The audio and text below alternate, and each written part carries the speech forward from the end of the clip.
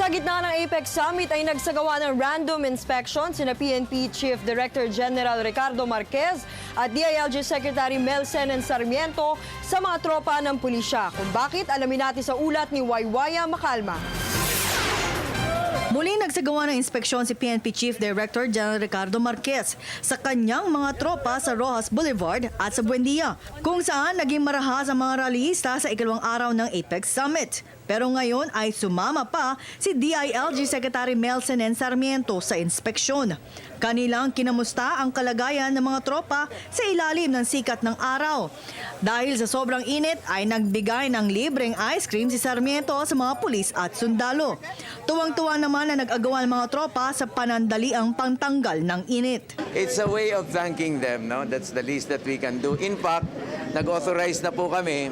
Apparently, marami po sa ating mga volunteer first time po nakarating ng Manila. So nag-decide na po kami i-allow mag-extend ng isang araw, makapamasyal man lang sila ng Metro Manila yung mga pulis. Binisita din ng dalawang opisyal sa ospital ang mga pulis na nasaktan habang nagsasagawa ng kilos protesta ang mga rallyista. Sa kabuuan, umabot sa 5 pulis ang nasaktan at isa rito ay nasa malubhang kondisyon. Siniguro naman ng PNP na sagot nila ang pagpapagamot sa mga na-admit sa ospital. Kaya naman muling nanawagan ng hepe ng Philippine National Police sa mga rallyista na iwasan ang karahasan.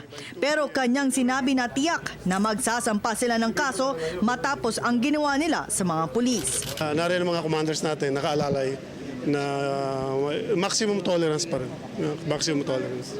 Kaya naman bilib na bilib si PNP Chief Marquez sa kanyang mga tropa kahit ilang araw na silang nagbibigay seguridad sa lugar. More prouder. Ilang araw na sakripisyo, pag pinuntahan mo, they're still alive and kicking. The morale is still very, very high. You couldn't be more prouder.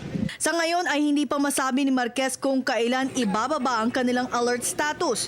Ngunit may ilang pulis na nakadestino sa probinsya na humiling kung maaari silang manatili sa Maynila ng isa pang araw.